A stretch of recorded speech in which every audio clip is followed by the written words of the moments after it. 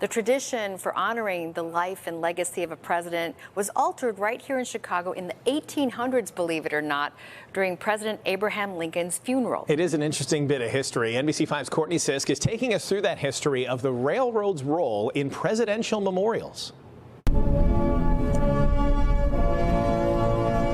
President Jimmy Carter making his journey to his final resting place in Georgia as the country watches, honoring his legacy. Each fallen president makes a similar journey leading up to their funeral and burial. The tradition, though, largely altered back in 1865 during President Abraham Lincoln's funeral. This was the first time that a train was used. Michael Szymanski of the historic Pullman Foundation in Chicago details how George Pullman, a pioneer of railroad travel, had just completed the first luxury sleeping car, changing the game for cross-country travel.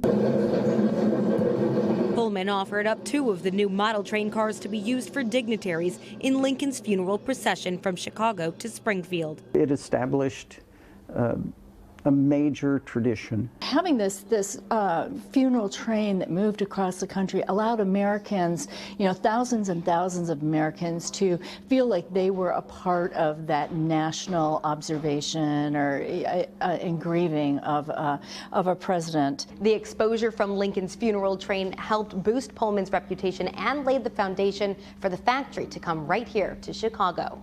It was a gracious thing to offer the car, but it was also a very smart business thing to have this opportunity to introduce this new revolutionary product. 2 years following the funeral, Pullman's Palace Car Company was officially incorporated in Illinois and influenced railroads across the country to adapt to a new way of travel. Like the Michigan Central started to make adjustments to accommodate Pullman cars.